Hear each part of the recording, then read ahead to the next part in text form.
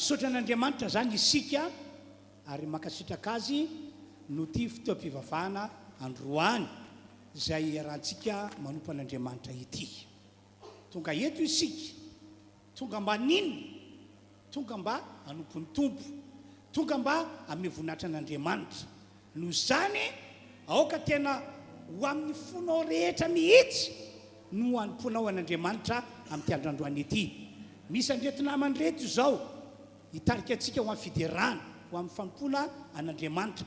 Dia mety izany ray anjara ho isan'ny tena hoe mpidera ianao, ho isan'ny tena mpiakoka ianao. Fa izany no andrasan'Andriamanitra avy amintsika fiangonana manarika an'ity fotoana ity. Marina fa miaraka amintsika eto Jesosy androany. Halleluja! Halleluja! Ka dia andao hivavaka vetrany isika ametraka an'izao fotoana izao eo an-tanan'ny tompo. Ry Andriamanitra ray ny malalo, misaotra anao hatrany hatrany izahay amin'ny anaran'i Jesosy Kristy avy any Nazareta. Mame voninahitra anao izahay noho ny fanatrianao an'ity fotoana ity. Ka androany dia hisy famonjena mahagaga ho tanteranao eto, ho vojena ny fanahinay, ho tonga aminay fifazam-panahy, ho sitrana ny marary, hivan'ny ny olona, ho tahina ny fiangonanao. Tena fotoam-pivavahana misy ny herin'Andriamanitra miasany ty fotoam-pivavahana androany ity. Ka dia misaotra ray malala, mankalaza anao izahay amin'ny anaran'i Jesosy. Halleluja, amen. Ho raisika mpitiavan-tanana namana septariky fiderana, hira anankitelo mifanesy, hira anankitelo mifanesy no iarahantsika mame voninahitra mitontsika. Alléluia. Dia mbola faly miaravanao indray zahay ety anoloana ety tahian'Andriamanitra manokana ny anao miditra amin'ny folo androany. Dia miaravantsika rehetra ny tokantrano koa izay manaraka ny fandahana tsy tapaka ny tompony ombanao.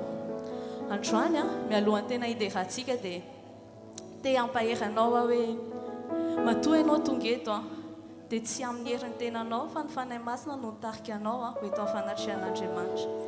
Dia ny matoa ianao tonga eto dia tsy ny herinao, tsy nisy ray tamintsika reto ka hoe no niezaka vitana na hoe satria naneno ny réveil dia taitra ianao tamin'ny maraina, fa Andriamanitra no namohanao, Andriamanitra no name ainanao.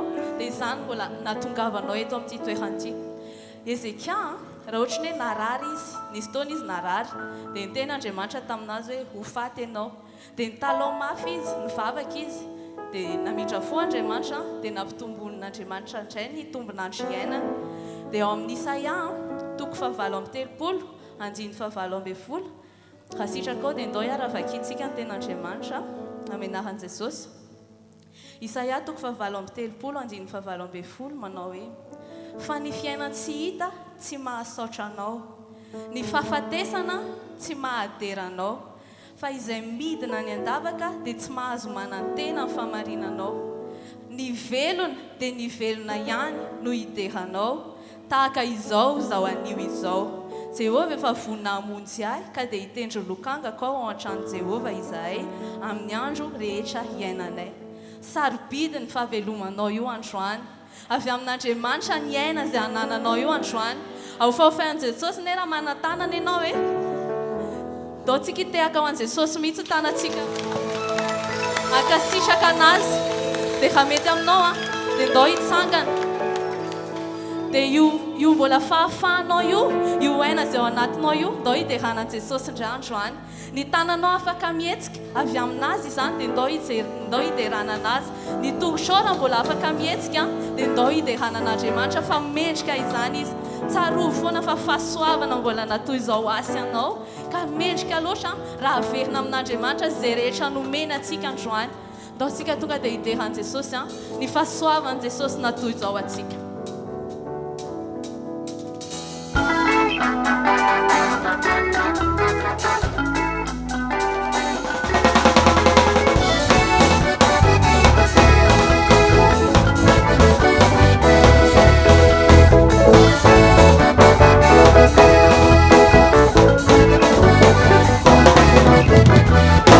Fasoava-me tudo, no nato zawanai.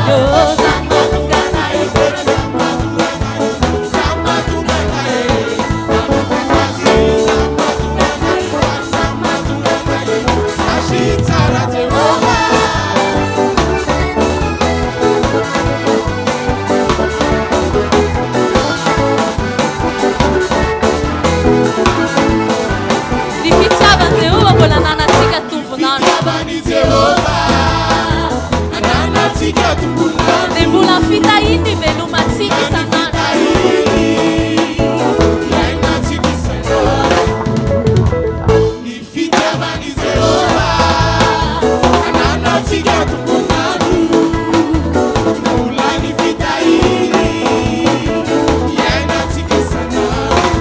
Zany mahatonga anay telo.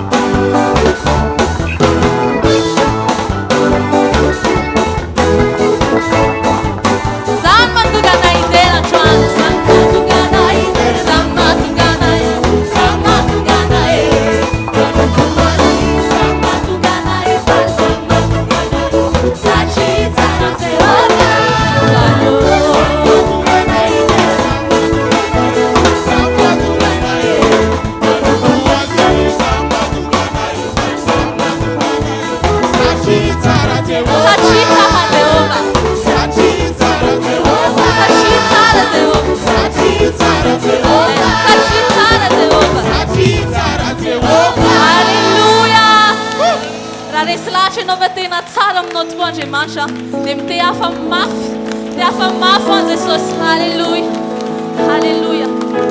Tena zany tokoa riavana fahasoavan'Andriamanitra natoy anao ia. Aza atao tsinitsiny zany, aza atao otrany hoe zavatra efa mahazatra zany, fa na ny zavatra rehetra anananao ara dia avy amin'Andriamanitra daholo. Na ianao tonga mino io arany dia avy amin'Andriamanitra daholo. Raha nisy fotoana niresaka amin'olona izy tsy mino an'Andriamanitra dia tena tsapako mihitsy hoe tena jamba zany masom-panany fa nahazavaina anazy tsy mety mino mihitsy izy. Dia za teo dia tonga saina hoe fahasoavana mahatonga anao mino, fahasoavana nahatonga anao voavonjy, fa tsy hoe ny herin'ny tenanao na hoe ianao tsara indrindra na ianao mendrika noho ny hafa. Raha isaina nefa hotantsika rehetra ireo hoe mety tsisy tavelyntsika na ray azy. Tamin'iny herinandro iny zao tsy haiko hoe ohatranao na fiainanao tany tokantrano any, fa mety misy zavatra tsy nentina palahelo an'Andriamanitra nataonao nefa mbola io ianao eo fahasoavan'Andriamanitra daholo nahatonga izany. Famindrapon'Andriamanitra daholo nahatonga izany.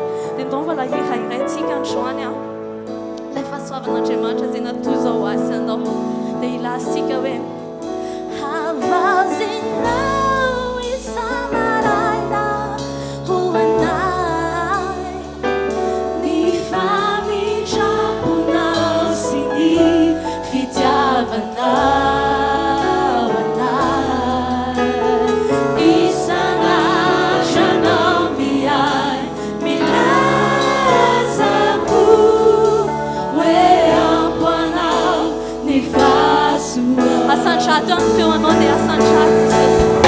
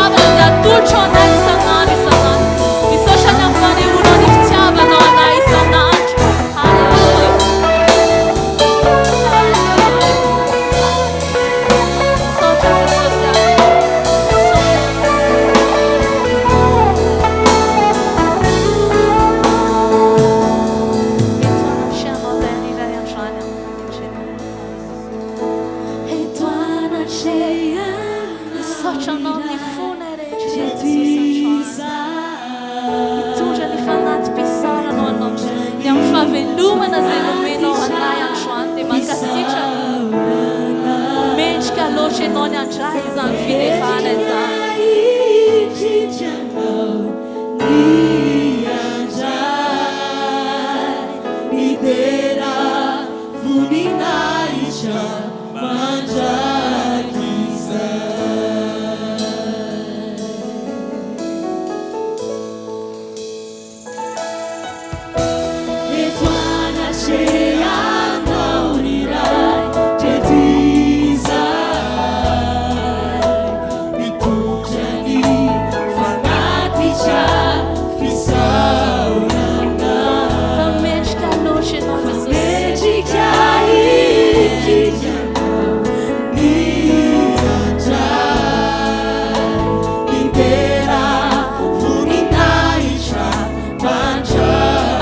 Não e samarei não andei vamos não posso não vamos e não e samarei o andar e família por nós que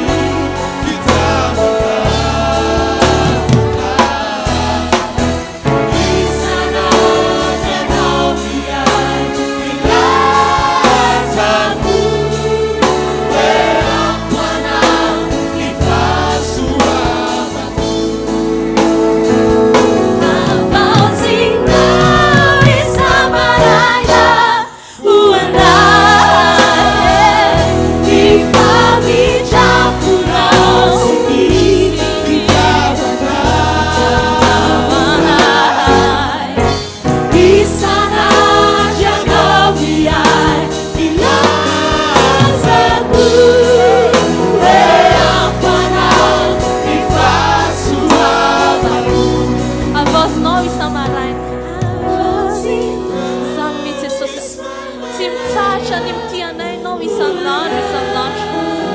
loja no derrain e não nyamzan. Mendrika loatra ny saona ny anao ny amin'izany Jesosy. Isan'andro dia manaraka anay fitahinao. Isan'andro manaraka anay fahasoavanao. Halleluja. Samitsy Tompo ny fahasoavako. Samitsy Jesosy.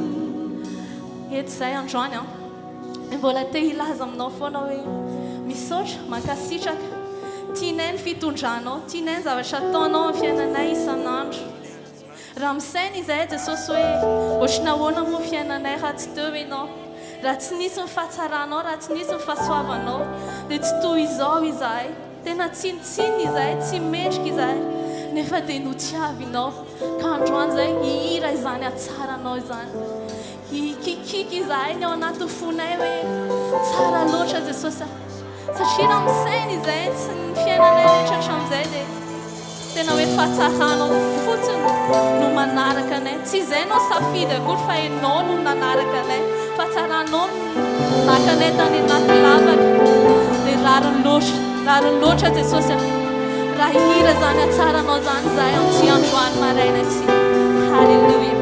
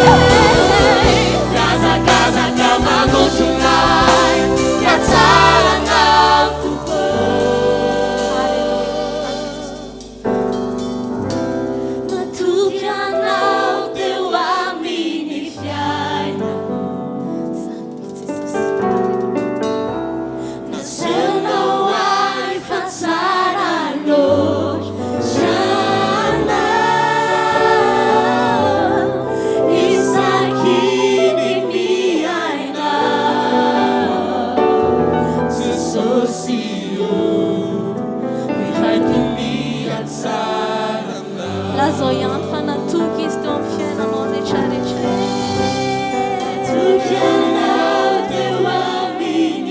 Tsy misy na dia ray seconde amin'ny fiainanao araka tsy hanehoana tsara na tsara na ratsy manjo aminao dia tadidio fanalan'Andriamanitra ho anao daholo izany.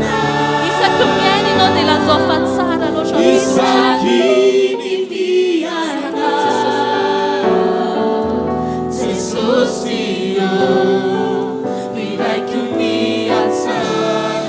tsarovy eo an-tsainao foana hoe miazakazaka manotrona anao ny fahatsarany.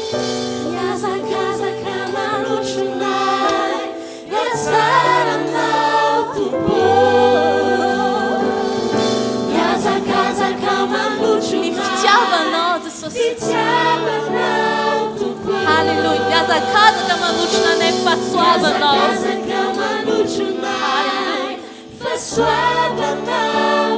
Miazakazaka manotrona anay fahatsaranao Jesosy.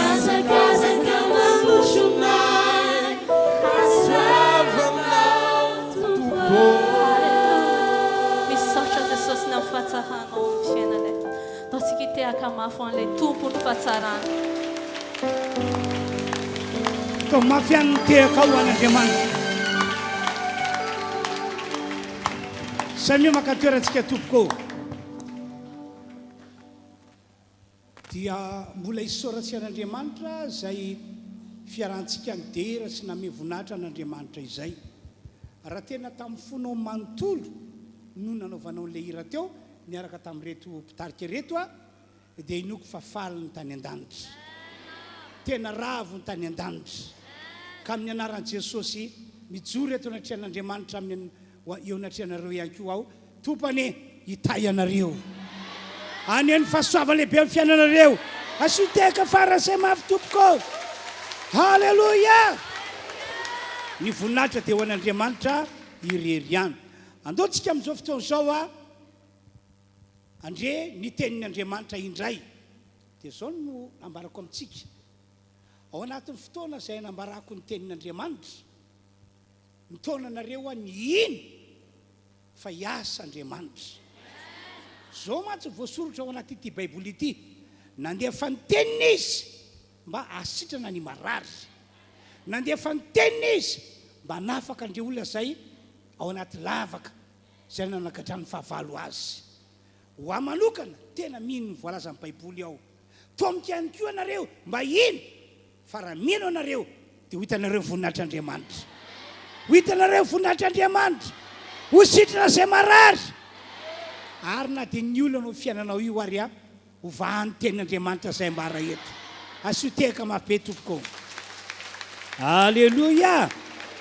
Omesika toerana reto namany reto dia sokafa amin'ny Baibolinao ao amin'ny Mpanjaka faharoa toko fafito dia vakintsika manomboka amin'ny 12 no vakina amin'ny anaran'i Jesosy.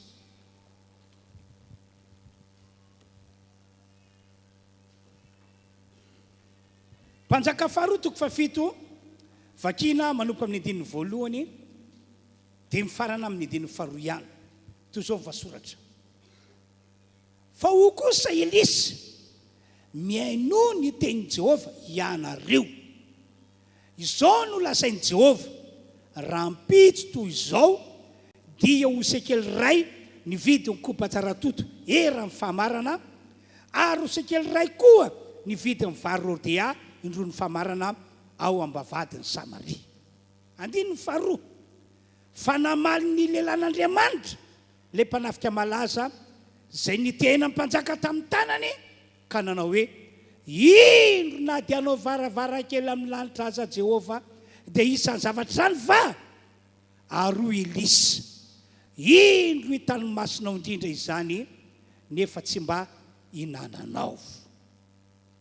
Liko toko voalohany 17:30. Liko toko voalohany 17:30. Fa tsy isy tsy ho tanteraka ny teny rehetra ataon'Andriamanitra. Avy amin'ny alalan'ireo teny no vakin'ireo ry fiangonana malala manarika ity fitoam-pivavahana ity. Avy amin'ny alalan'ireo teny ireo ho anareo izay any tokantrano any ka manaraka an'izao fitoam-pivavahana izao amin'ny alalan'izany teny zany no aka fampianarana aka fampahirezana isika mino aho fa manakambara amintsika Andriamanitra androany ary amin'ny alalan'ny teniny dia arabaky teny ho sitrana ianareo izay marary hovonjena ianareo izay manana olana amin'ny alalan'ny teny ihany koa possible isy fitahin'Andriamanitra ho fiainantsika tompoko ho fankasitratsika an'Andriamanitra andao hiteka faran'izay mafy be amen halleloia eno tsara zao teny ambarako aminareo zao eno tsara hoy miankina amin'ny finoantsika an'Andriamanitra sy ny tenin'Andriamanitra ary indrindraindrindra miankina amin'ny fankatoavantsika ny teny voasoratra ato anatyity baiboly ity ny hetsika lehibe sy ny hetsika magaga izay ataon'Andriamanitra amintsika olon'Andriamanitra tiako ambara dia hoe raha mino isika dia anao hetsika lehibe sy magaga eo amin'ny fiainantsika Andriamanitra fa raha tsy mino isika dia araka ilay fomba fitenin'ny malagasy hoe ho hitan'ny havanao eo ianao ho tsarain'ny fiainana ianao tsy zany matsy fa io Andriamanitra izay tompontsika sy vavantsika io araka voalasan'ny baiboly fa izy no rain'i Jesosy Kristy izy ihany koa no raintsika no Jesosy efa niraisitsika no Jesosy efa mitoetra ao anatsika io Andriamanitra io ry havana dia Andriamanitra marina sady Andriamanitra tsy mba mandaingy rehefa nisy teny nambarany dia tsy maintsy amarininy zany teny zany tsy maintsy tanterahany zany teny zany mahatsiaro ilay tenyny baiboly ao amin'ny boky Nomery ao hoy ny baiboly manao hoe Andriamanitra tsy mba olona ka handainga na hivadibadika Andriamanitra tsy mba olona ka handainga moa efa nilaza va izy ka tsy hoe fainy na efa niteny va izy ka tsy ho toviny zany zany ny momba n'io Andriamanitra io no zany amin'ity androandroany ity mijoro eto retren'Andriamanitra aho manambara mpasahina aminareo fiangonana manahika aty fotoam-pivavana ity aho hoe asa mba isan'ny olona tsy mino an'Andriamanitra izany ianao asa mba isan'ny olona tsy mino ny tenin'Andriamanitra izany ianao asa mba isan'ny olona mirorosaina malohana ny teny voalasan'ity baiboly ity ianao fa mandritra ny fahavelomantsika eto ambony tany ity dia asehoy fa olon'Andriamanitra mino azy ianao olon'Andriamanitra mino ny teny ianao ary indrindraindrindra olon'Andriamanitra mpakatoy izay lazain'Andriamanitra tsy amaina mafy be ve zany e asio teka mafy be tompoko eno tsara ke zao tantarako aminareo zao hoe araka ilay voalaza ao mpanjaka faharotoko fafito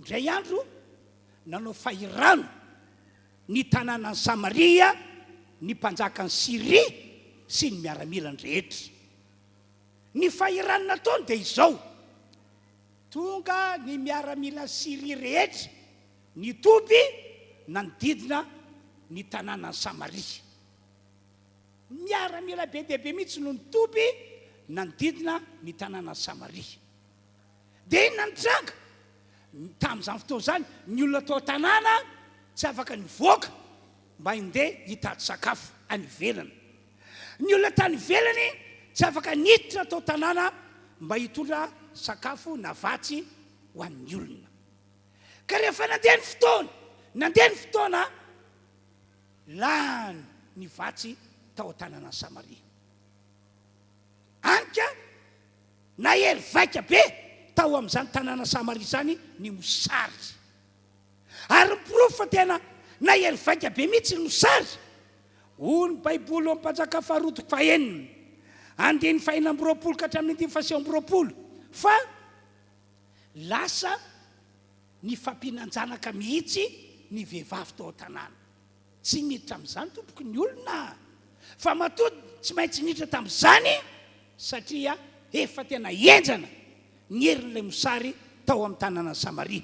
Eno tsara ke ny voasoratra mpanjaka faharoa toko fahaenina dia 9:20 ka hatramin'ny 9:20 vakitsika ilay tantara ary tsara fa amin'ny alalan'ity écran ity no makiko azy.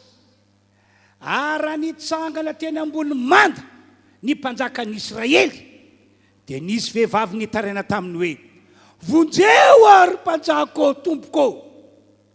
Ary mpanjaka raha tsy vonjeny Jehovah ianao aiza no amjeko anao amin'ny famoloana va sa amin'ny famiasa-boaloboka. Ary koa ny mpanjaka taminy inona ary no alahelonao mba tantarao ny alahelonao, tantarao ny problemanao. Ary raha vehivavy namaly hoe hoy ity vehivavy ity tamiko aiza ny zanako ho antsika anio ary ny zanako kosa ho antsika rampitso.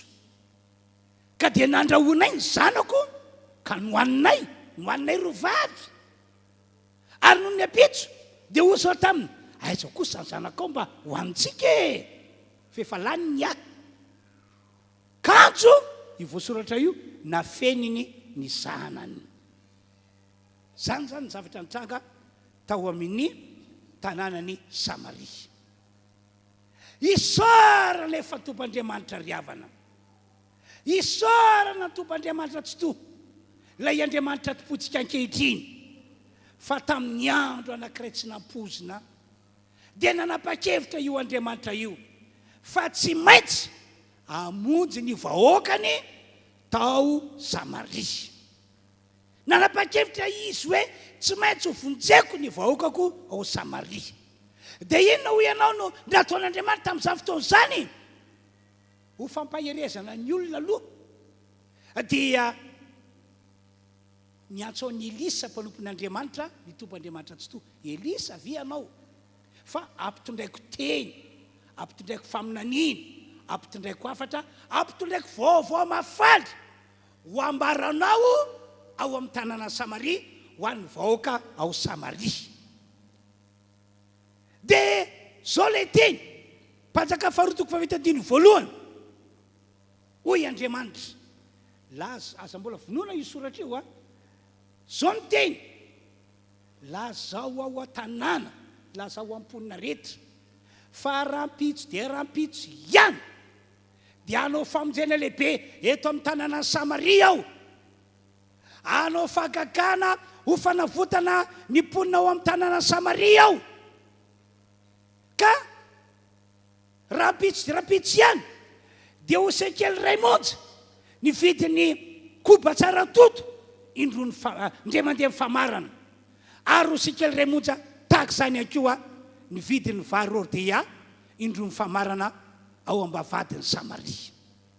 Zay le vaovao mafaly, zay le faminaniny, zay le teny nampitolon'Andriamanitra any Elisa mpanompon'Andriamanitra. Riavana malalo androany dia mampaherantsika rehetra. Raha sanatrika mandalo olana, mandalo ady, mandalo zavatra sarotra anao ary eny vazanainao mihitsy hoe tena ory atompoko, tena mijaly eo Andriamanitra, efa tsy zaka loko intsony zavatra iainako ankehitriny Andriamanitra. Dia zao ny teloko aminareo, tandremo aza mety kivy zany ianao, aza mety miraviravy tanana zany ianao. Amen. Aza mamofo zany mihitsy ianao ary indrindrindrindra tandremo mba tsy emotra na iverin-dalana mihitsy ianao. Tantarako aminareo fa raha mbola velona eto ambony ty tany ety isika tompoko dia tsy apozina mifanehitra amin'ny olana, amin'ny ady, amin'ny zavatra sarotra. Ary zany olana sy ady ary zavatra sarotra zany possible hoe tena mampahory, tena mampijaly. Tsy afa fa tahaka ny nahazo ny mponina tao Samaria. Ngamo izy nieritreritra hoe any andro any fotoana dia hoe ho tafian'ny mpanjaka Siria izy, dia ho ataon'ny mpanjaka Siria sy miaramila Siria fa irano ny tanàna misy azy. Tsy nieritreritra n'izany izy ireo. Kanefa zay ny zava-nisy.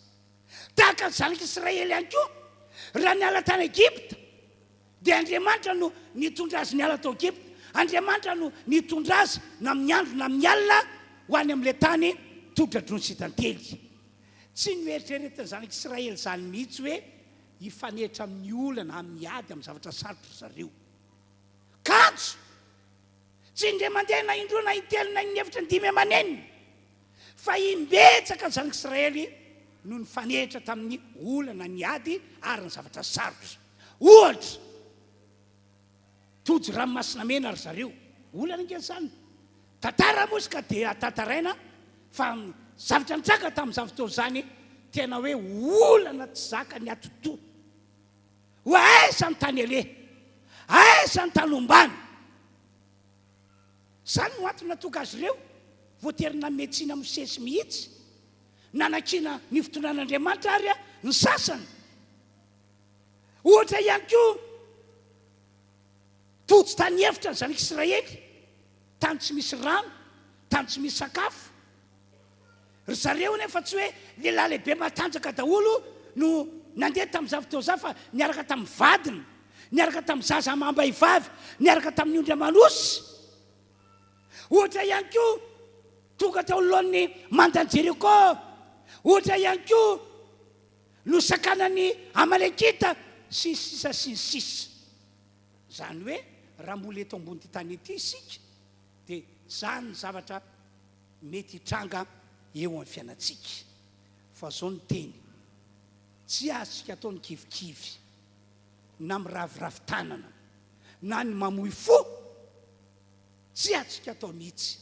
Fa ny mety dia zao, mila mandroso an'Andriamanitra foana isika. Araka teniko aminareo matetika, zao ny teny nataon'Andriamanitra tamin'ny Mosesy, lazao amin'ny zanak'Israely mba handroso izy, kanefa ranomasina mena ny ololona. Lazao amin'ny zanak'Israely mba handroso izy, kanefa hoy ranomasina mena ny ololona. Zay mihitsy le fiaina miaraka amin'Andriamanitra, tsy mireculina mihitsy ianao na mihemotra, fa dia mandroso foana. Engane ka zany teo mpanany ty fiangonana Refy Androdrakely ity. Androso foana isika tompoko. Amen. Zao nge ny mampahery. Isika zany rehefa tena mitoetra tsara ao amin'Andriamanitra, tena mijoro tsara ho aminy, tsy mivadika amin'ny mihitsy, dia izao tsy maintsy hamonjy antsika Andriamanitra. Tsy maintsy hamonjy antsika Andriamanitra. Amen. Zay nataony tao Samaria ho ataony amintsika. Ahoana hoy Andriamanitra? Averiko ilay teny. Io mpanjaka faharoa toko fahavita ny voalohany. Hoy izy, mihaino ny teny Jehova ianareo. Zao no lazainy Jehova, raha pitso tahako izao, ho sekely ray monja vidiny koba tsara toto, ndray mandeha mifamarana. Ary ho sekely ray monja tahaka izany ihany koa ny vidiny vary rordia indroa mifamarana ao ambavadiny Samaria. Tena mampahery be io Andriamanitra io. Ary izy rehefa miteny, tsy hoe miteny mampahery fotsiny, fa miteny fa ho ataony tokoa le teniny, ho hamariny tokoa le teniny. Amen. Tsaroko zao ny teny nataony Jesosy ao amin'ny Jaona toko 1:7. Ho Jesosy, io voasoratra io, ianareo aza mba mora kivy na mora ketraka fo na mora miraviravin-tanana. Aza mba mamoy fo zany ianareo, satria efa hay ianareo. Ianareo atoaniko zao aminareo. Aoko fantatrareo ho Jesosy fa eto amin'ity zao tontolo zao ty no ahitanareo fahoriana. Eto amin'ity zao tontolo zao ty no hifanehitra ny fahoriana ianareo. Kanefa matoky ho Jesosy, fa izao zay tomponareo, izao zay mpampianatra anareo, efa naresa ty zao tontolo zao ty. Ny tinambara zany dia hoe, ianareo zay mino ahy, ianareo zay manana ahy, dia natao andresy tahaka azy. Amen. Andao hiteka mafan'Andriamanitra isika tompoko. Ka lesona lehibe zany sady voalohany omenantsika amin'ity androandroany ety dia izao. Tsy hijery fotsiny ny fiainantsika olony io Andriamanitra io. Manana fotoanana izy, dia fotoana mety amonjenantsika. Fatangely problèmanao io e. fatany le problème anao io efa nisy andro vitsivitsy nisy izy io fa nisy amam-bolana angama na nisy amataona mihitsy azy fa azadiny fa manana ny fotoana ny Andriamanitra amonjenantsika. Efa voasoratra ao amin'ny bokyny avokoa ny mombantsika rehetra sy ny zavatra hitrango fiainantsika sy ny fotoana amonjen'Andriamanitra atsika. Engane ka anino fotoanan'Andriamanitra hijereny anao, hitsonjovany anao, ka zay nataotao Samaria ho ataony amintsika rehetra androany. Asoteka fara zay mafy tompoko. Halleluia. Dia rehefa niteny an'ilay vaovao mafaly Elisa mpampian'Andriamanitra dia nisy foana ny olona tsy mino hoe, misy foana ny olona tsy mino, ny olona mirorosaina, ny sonjy ray loasa hoy fomba fiteny malagasy. Fa nisy lehilahy anankiray tao, olona mba malaza, olona mba tsongon'olombolo tao an-tanànan'ny Samaria. Tsy mieritreritra hoe ity lehilahy ity no mpirorosaina sy mpisalasala. Fa rehefa nandre ny tenin'ny Elisa izy dia hoy izy, ry lehilahin'Andriamanitra, iny teteniteny foana ataonao ty. Ry lehilahin'Andriamanitra, aza mba milaza zavatra tsy ho tanteraka zany ianao, aza mampandradrisa zany ianao, aiza veka androany ao anaty misary ny vahoaka rehetra hitanao io. Tsy hainao ka le vaovao no tantaran'ny mpanjaka fa ny fampihinanjanaka ny vehivavy tao an-tanàna.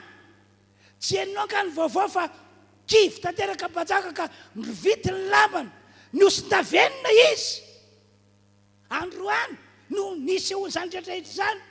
Ka ianao indray ve miteny hoe rampitso dia ho mora be ny fiainana, ho mora be ny vitim-piainana eto amin'ity tanàna misy antsika ity.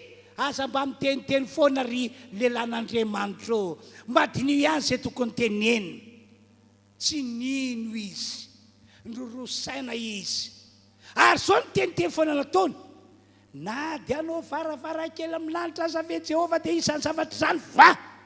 Andoka efa kitsika voasoratra hoe mpanjaka faharotoko fafito andininy voalohany, andininy tonga dia andininy faharoa safady. Fa namaly ny lehilahin'Andriamanitra ilay mpanafika malaza zay niteny mpanjaka tamin'ny tanany ka nanao hoe, indro na dia anao varavarakely amin'ny lanitra aza Jehova dia isan'ny zavatra zany va. Ry havana malalo, androany dia mampaheranareo rehetra. Aza mba isan'ny olona tahaka izany mihitsy ianao. Marina fa misy olana eo anoloanao, misy ady, misy zavatra sarotra. Efa elaela no ny ankavia, ny ankavanana, ny atsinanana, ny ankandrefana, ny anatsimo, ny anavaratra na mahany olana ianao. Fa mandraky tiany androany tsy mivany olana, foatra miaratsy ary situationao. Marina zany, ekeko zany tompoko. Fa izao no teniko aminareo, inoko fa teny avy any an-danitra avy amin'ny Andriamanitra natao antsika rehetra. Aza mba kivikivy ianao, aza mba miketraketraka amin'ny fonao, aza miraviravy tany ianao, aza mamofo ianao, aza miemotra mihitsy ianao. Fa androany mino fa misy Andriamanitra, mino ny tenina maran'Andriamanitra, mino zay voalaza amin'ny Baiboly.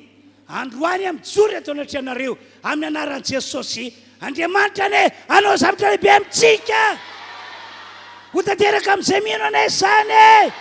Halleluia, amen, amen.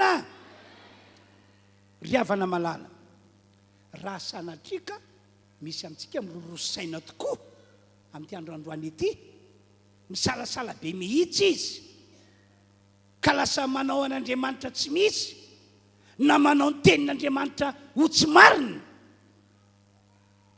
Mibeba ianao, manao fa fifonana manokana amin'Andriamanitra anao, fa tsy mety amin'ny Andriamanitrika ny fiainana tahaka izany. Ary ankoatran'izany, laza ho amin'ny devoly amin'ity androandroany ity, teniny mihitsy hoe ry devoly, tsy Adama sy Eva akory ao, ka ataonareo mirorosaina malona ny teny nataon'Andriamanitra ao anatin'ny Baiboly, na malona ny teny zay nambara ny mpanompon'Andriamanitra taminay.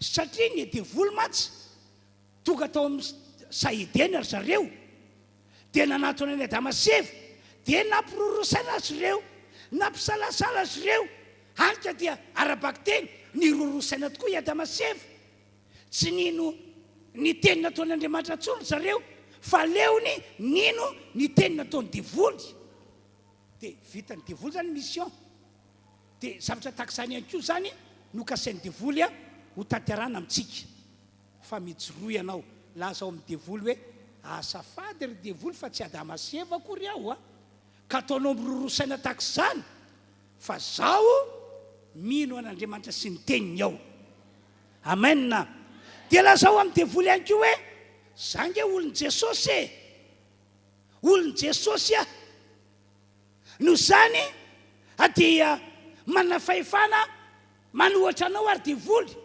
manana fahefana manelika anao ary manana fahefana anohatra ny tsy finoana tady azo ary zay mihitsy ny tena fiainantsika tena olo manana fahefantsika no Jesosy Kristy azadino fa naverin'Andriamanitra amin'ny laoniny ny fiainantsika olombelona le fanambarako taminareo hoe inona moa ny teny nataon'Andriamanitra voalohany tamin'ny Damaseva hoy Andriamanitra hoe manapa zany hoe omeko anareo fahefana sy ny fanapahana zay ny tena nalokan'Andriamanitra naloka vavan'Andriamanitra voalohany dikan'izay zany rehefa tavaverina amin'ny laoniny tsika no ny amin'ny Jesosy sy ny azo fijaliana dia ho atanantsika zany ny fahefana sy ny fanapahana ka dia mijoroa laza ao amin'ny divoly hoe mana fahefana manapaka anao ary divoly mana fahefana mandresanao lasa mandeha amin'ny anaran'i Jesosy ary ny tsy finoana entinao eto amiko ahiriko tanteraka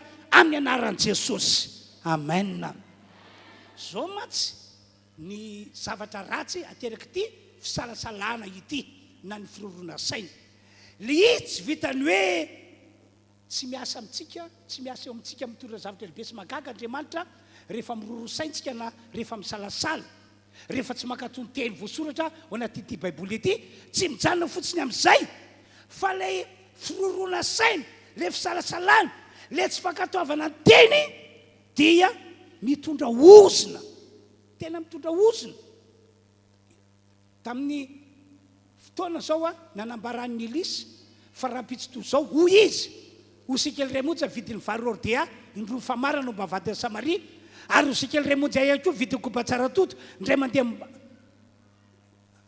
famara no mba vady Samaria dia olona lehilahy tsy mino olona lehilahy nirorosaina na dia anao varavarankely amin'ny lanitra aza ave Jehovah dia isan'ny zavatrany va dia inona ny teny nataon'Andriamanitra Elisy ambarao amin'ny io lehilahy io ambarao amin'ny io lehilahy io ahita tokoa ny masonao rapitso fa ianao tsy hinana zava-doza nge zany ahita ny masonao rapitso fa ianao tsy hinana ndao vaketsika voasoratra fa namaly ny lehilahin'Andriamanitra ilay mpanafika malaza zay ny tena mpanjaka tamin'ny tanany ka nanao hoe indrona dia anao varavarankely amin'ny lanitra aza Jehovah dia isan'ny zavatrany va ary hoy Elisy indro hitany masonao indrindra izany nefa tsy mba hinananao ratsy be nge zany hoe ny olona tsy mino ny olona mirorosaina dia tambiasarany ozina efa nisy tantara mitovitovy amin'izany ihany koa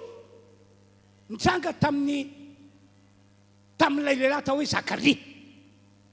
Zakaria lazaiko aminareo io izy no rainy Jaona mpanao batisa ka izy mivady tamin'ny fahatanorana dia na nivavaka mba azo zaza azo taranaka tena mivavaka tamin'ny fony rehetra fa dia tapitra ihany ny atanorany fa tsy tonga ilay nandrasana tsy nazo zaza tsy nazo taranaka izy mivady enina dia atao hoe fa mba mananika zokojokony ary izy mivady dia mbola nytoy ny vavaka ihany mba azo zanaka azo taranaka fa indrisy tsy tonga ilay nandrasana tsy tonga ilay zanaka tsy tonga ilay taranaka dia nadabo ny tany ilay zavatra gaba tsy anjarantsika roa ny ananjanaka ny anataranaka misaotra ny tompo foana efitsika na dia zany ary satria tsika olona manompo an'Andriamanitra kanto tsy napozina ndray andro raha nanao ny asa fisoronana Zakaria satria anjarany ny manao asa fisoronana satria mpisorona izy no tongavany anjely Gabriela tao ampanaovana le asa fisoronana Zakaria. Taitra be mihitsy ny anjely i Zakaria tamin'izany nahita ilay anjely. Dia ho ilay anjely tamin'ny Zakaria tonga dia efa apetra eo le verset liko toko voalohany 2:1 ka hatramin'ny 2:20 vakitsika rehefa avy eo le izy. Dia hoy ilay anjely tamin'ny Zakaria, Zakaria, toka atao anaty anao aho, ilaza vaovao mafaly, hitondra vaovao mafaly. Zakaria, efa noeny n'Andriamanitra fangatanao. Indro Elisabeta vadinao hiteraka zazalahy amin'ny alalanao.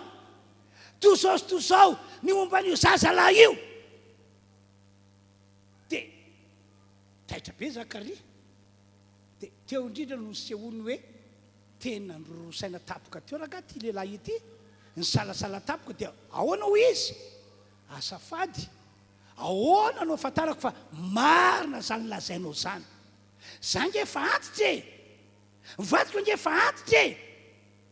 Zany hoe tamin'ny Zakaria zany a, raha ohatra ka mbola tanora izy mivady hoe 15 taona na hoe 30 taona na hoe 30 taona mahery, hain'Andriamanitra ny mame taranaka anay, mame zanaka anay, satria mbola tena matanjaka tsara aho, mbola matanjaka raha mato vadiko. Fa zao efa zokojokony, efa antitra zao. Dia ahoana moa no aizan'Andriamanitra mametraka zaza ao akibon'ny vadiko? Ohatrany tsy possible zany a, tsy mahay an'izany Andriamanitra. Ohatra zany mihitsy indika ny teniny, tsy nafaly an'Andriamanitra tompoko ny zavatra tahaka izany a. Ka natoka ny anjely Gabriela ny teny, zao izy izy, ho valiny tsy finoanao dia ho mona ianao, mandra-pahatanteraka ny fotoana. Zay ny valiny tsy finoanao. Zany hoe ny firoroana saina na ny fisalasalana ny momba an'Andriamanitra, hoe misy ve sa tsy misy ary izy e, no dia zoiny zao zavatra mitrango izao aho. Marina ve ny teniny ao anatin'ny Baiboly sa tsy marina e? Fa mandraka ankehitriny ohatrany tsy mbola hitako be ihany ny tena fahatanterahana. Ny firoroana saina fisalasalana tahaka izany tompoko dia tena mahatonga ozina. Mahatonga ozina, antoka vakitsika le izy e. 2:1 liko toko voalohany. Ary nisy anjely ny tompony seho tamin'ny teo ankavany an'ny altara fandoroana ny didika azo manitra. Ary no nahita Zakaria dia taitra loatra izy ka raiky tahotra. Fa olona anjely taminy, aza matahotra Zakaria, fa efa noenona fangatanao, ka Elisabeta vadinao dia hiteraka zazalahy aminao, ary Jaona no ataonao anarana. Ary ho faly sy ho ravoravo ianao, ary maro no hifaly amin'ny aterahana. Fa ho lehibe eo anatrehan'ny tompo izy, ary tsy hisotro divay natoka, sady ho felona amin'ny fanahy masina hatrany an-kibon'ireny ny azy. Ary maro amin'ny zanak'Israely no ampidiny amin'ny Jehovah Andriamanina. Ary izy andeha eo anoloany amin'ny fanahy sy ny herin'ny Eli mba hampody ny fony ray ho amin'ny zanaka, ary ny tsy maloha ho amin'ny fahendren'ny marina, amboatra firenena vahoamana ho an'ny tompo. Ary ho Zakaria tamin'ilay anjely, inona no afantarako izany fa izao efa antitra ary efa antitra koa ny vadiko. Ary ilay anjely namalaka nanao taminy hoe, zao no Gabriela zay mitsangana eo anatrehan'Andriamanitra, ary ny rahan'Andriamanitra hiteny aminao aho ka ilaza aminao zany teny mafaly zany. Koa indro ho mona ianao ka tsy hay miteny ambara-pahadogan'ny andro isehony zany zavatra zany. Ho valiny tsy ninonao ny teniko zay ho tanteraka amin'ny fotoany. Tonga ny ozina teo amin'ny Zakaria satria tsy nino izy. Ka lesona lehibe voalohany zany a entiko aminareo dia izao, manana an'Andriamanitra velona isika io. Izy no rain'i Jesosy Kristy, izy no raintsika. Andriamanitra magaga izy, Andriamanitra marina amin'ny tena loka vavana izy, ary Andriamanitra tsy maintsy manamarina ny teniny amin'ny fotoan'andro zay hitan'Andriamanitra hoe mety indrindra. Noho izany mandritra fahavelomantsika eto ambony ty tany ity, na mbola iampy firitaona na mbola iampy firitaona aoka tsy rorosaina zany mihitsy anao aoka tsy salasala fa mijoroa ho isan'ny olon'Andriamanitra mino azy mino zay lazainy matoky azy matoky zay lazainy ary anatena mandrakariva ny fahatantarany teny eo amin'ny fiainantsika. Amen. Zay ny lesona voalohany. Lesona faharoa indray dia ity: io Andriamanitsika io dia manana fomba entina amonjeny antsika ary amin'ny karazana sady mahagaga be tsy takatra saina maneritreritra ny fomba entin'Andriamanitra mamonjy rehefa miditra an-tsehatra izy. Jereo ange ny fiasan'Andriamanitra tao Samaria, satria efa niteny tamin'ny Elisa Andriamanitra hoe laza ho avahoaka fa rapitso ho mora be vitim-piainana. Dia hoy Andriamanitra hoe zao zany no ataoko mba ho tanteraka faingana zany afatra zany teny zany faminaniana nampitondraiko an'ny Elisa izany. Dia ina hoy ianao nataon'Andriamanitra? Tonga tao amin'ny tanàna, tonga tao amin'ny tobon'ny mpanjakany Siria, tao amin'ny tobon'ny miaramila Siria ny fanan'Andriamanitra tonga tao. Dia nataon'Andriamanitra nandre siony resaka, zany hoe rumeur ho ny vazaha ry zareo tao. Ny siony resaka eniny dia hoe injao nakaranforo ny mpanjakan'ny Israely, niantso ny miaramila ny Egyptianina, niantso ny miaramila ny Etita ry zareo mba nampiazy hiady amintsika. Dia zao eky mbola siony resaka iny sofiny. Ahoana no andresentsika an'ireo miaramila ny Israely, miampy ny miaramila ny Etita, miampy ny miaramila Egyptianina? Andao andositra aingana zao dia izao dia izao, andao andositra aingana, hiala eto fandrao ho rigana eto isika. Dia hoy ny Baiboly hoe tsy naharay ny lambany akory zareo. Angamba nafana be tamin'izany andro zany dia nanala lamba dia ny tsilailay teny ambony gazon, petrapetraka teny natoritory ny korana, ny loka njangajanga, tsy haintsony zay zavatra nataony tao. Fa rehefa nandreny sisondresaka izy tonga dia tsy naharay lamba fa rifatra nandositra izy rehetra, enatra amin'ilay soavaly fitaingina hoentina miady azy. Tsy voavany zareo ny tadiny fa dia samy namonjy ny aina izy rehetra. Tsy natondra na dia sakafo ray tanana azy, tsy natondra na dia lamba anankiray hotafiana eny an-dalana azy, fa samy nanao zay namonjena ny aina ry zareo. Dia inona tranga miapitsony iny mora be arabaky teny ny vitim-piainana tao Samaria, mora be mihitsy, tena hoe arabaky teny mora be. Aronge ny voasoratra hoe mpanjaka faharotoko fafito aloha andininy fahenina manomboka ino vakitsika. Ary Jehova efa nampandreny miaramila Siriana ny didiny kale sy ny fandehan'ny soavaly dia ny firodorodi ny miaramila be, ary ny resaka hoe izy injao fa ny mpanjakany Israely efa nanampy mpanjakany Etita sy mpanjakany Egypta hiady amintsika. Dia niainga izy ka ritra nandotra tamin'iny takariviny ihany, ary lozany fotsiny ny tompony dia ny lainy sy ny soavaliny ary ny borikiny ka lasa nandotra amonjy ny aina izy.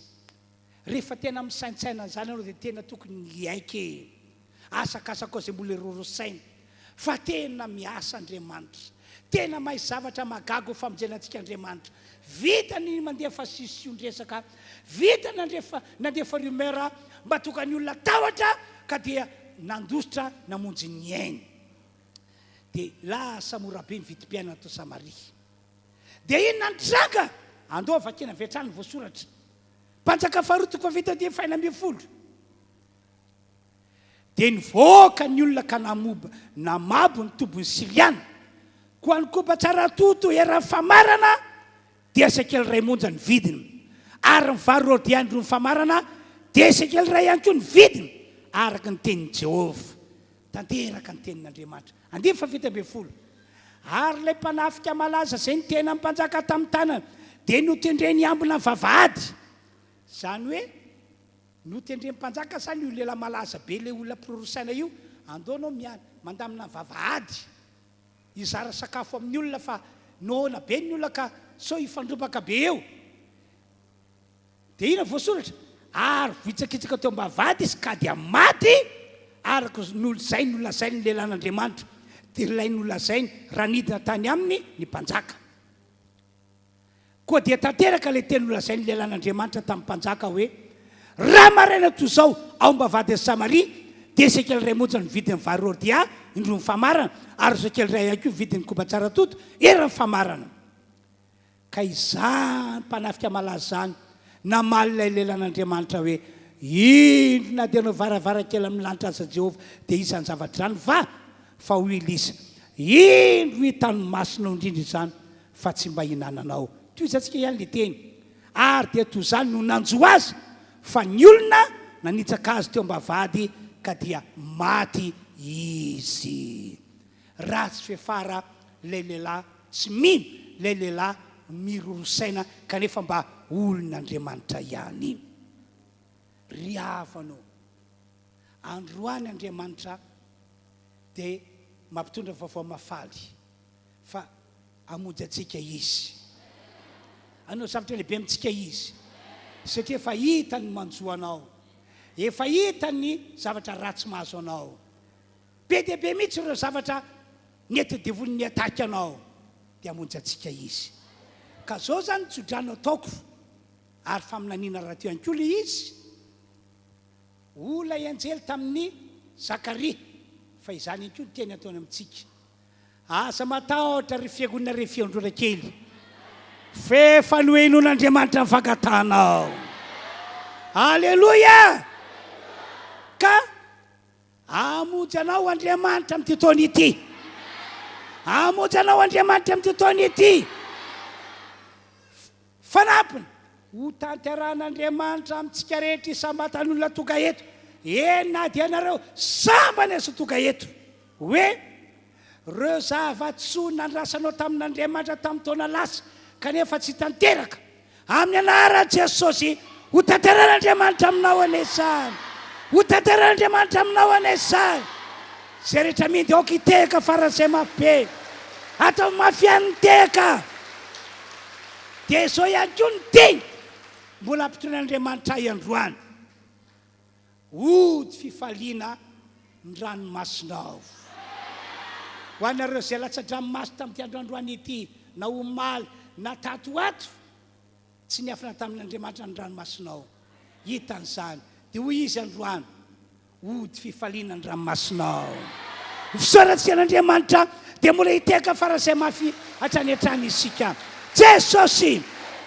Jesosy tia anay momba anay mandrakizay sady zany ve aleloia ka izao azy andao hivavakitsika rehetra hisaotra an'Andriamanitra ny amin'izay afatra nampiton'Andriamanitra ny mpanompon'izay afatra natao antsika rehetra ary mino fa sanatria aza mba isan'ny olona mirorosainy anao fa ho hitanao ny famonjeny Jehovah efa nambarako taminareo teto le teny nataon'i Jesosy tamin'ny Maria hoy tamin'ny Marta safady hoy izy tamin'ny Marta tsy voalazako fa raha ino anao dia ho hitanao ny voninahitr'Andriamanitra raha ino isika dia hita ny voninahitr'Andriamanitra andao ametraka tanantsika amin'ny fontsika isika sady hivavaka isotra an'Andriamanitra arak'izay afatra netiko izay zany samy mivavaka izy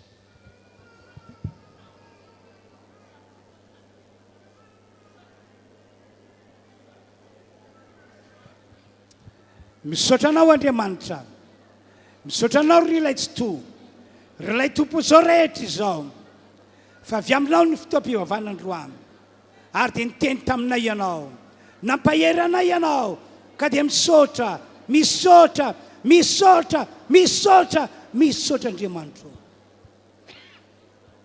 amin'ny anaran'i Jesosy ny devoly mpampirorosaina mpampisalasala miala amin'ity fiangonana ity miala amin'izao asan'Andriamanitra izao lasa miala ny devoly mpampirorosaina mpampisalasala tsy adama sevy izahay ka ampirorona saina ampisalasalanao fa olon' Jesosy izahay olon' Jesosy ny azy fijaliana izahay koa dia manoditanao aho rehefa naratsy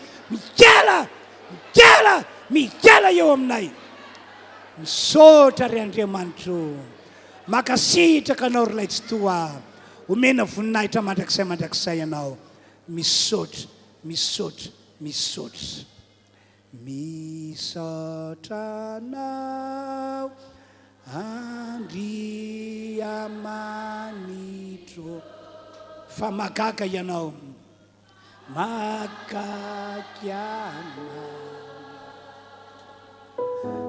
magagy anao misaotra anao Andriamanitro magaga ianao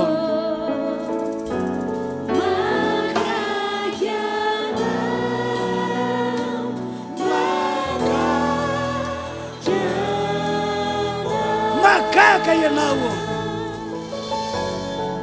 magagy anao magagy anao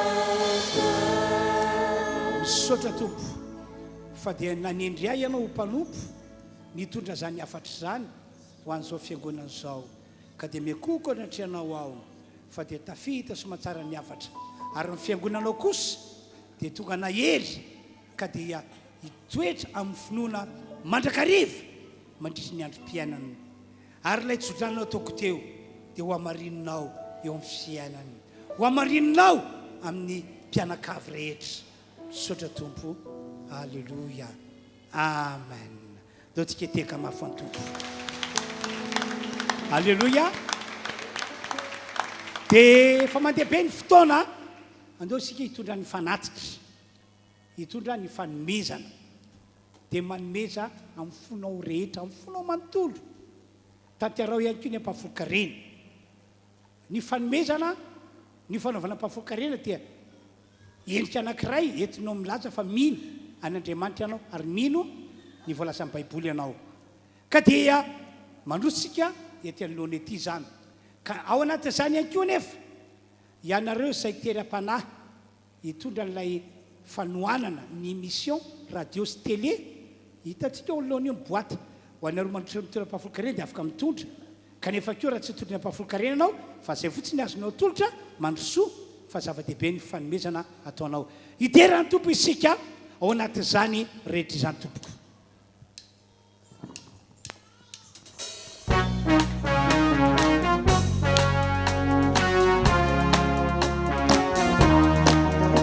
dia ho anareo izay mandroso a tsy verina amin'ny couloir iny fa maka sisiny roa amin'izay a dia tsy fanosinitsika maka sisiny roa zany ireo verina fa tsy verina amin'ny couloir voaniny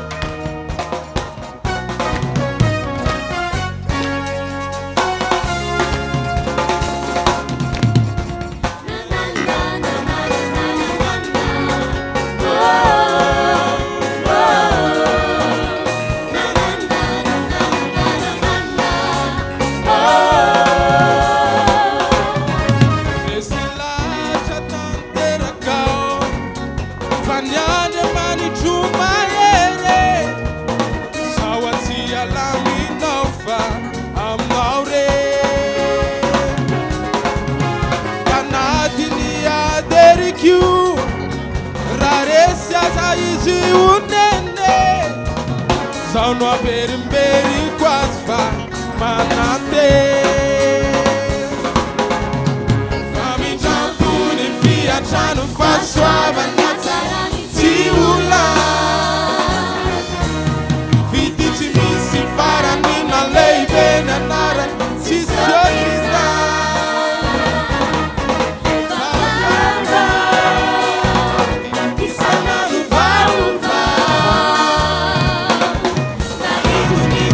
Fool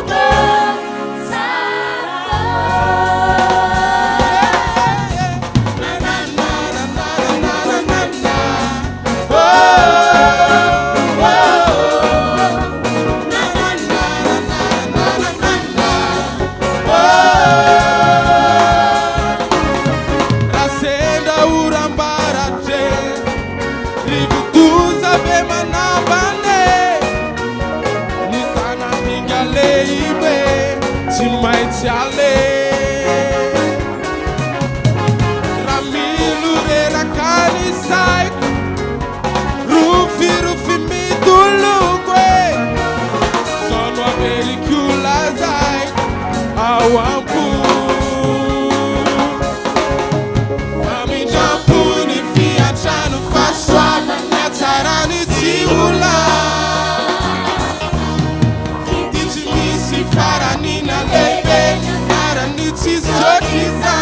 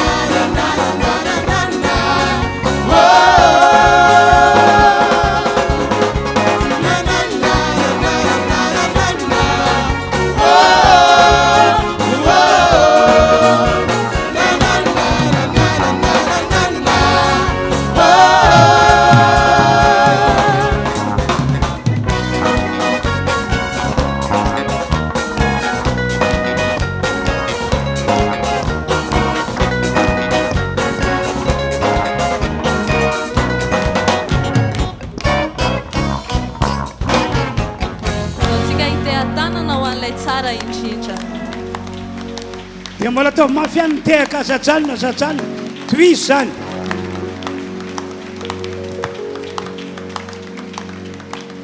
alleloia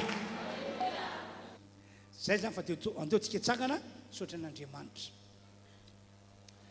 misaotra tompo noho ny fotoana teto androany zay vita somatsara ny fotoam-pivavahana zay nitondranao anay a ka dia mame voninahitra anao zahay ko ankehitriny azy dia mijoro amin'ny anaran'i Jesosy aho mitondra tsodrano ho an'ny rehetra raha hianatsimo zao fiangonana zao amin'izao firavana zao dia ho mamy ny fiainana raha hianavaratra izy tena ho fitahiana ny fiainana raha hiatsinanana izy dia ataona mahita fandresena ary raha hiakandrefana izy fombiazana ny fiainana zao fiangonana zao indro ny tananao Andriamanitra tsofoko rano tsy ala amin'ity fiangonana ity na amin'ny andro na amin'ny alina misaotra tompo amin'ny anaran'i Jesosy amen mirafitsika tompo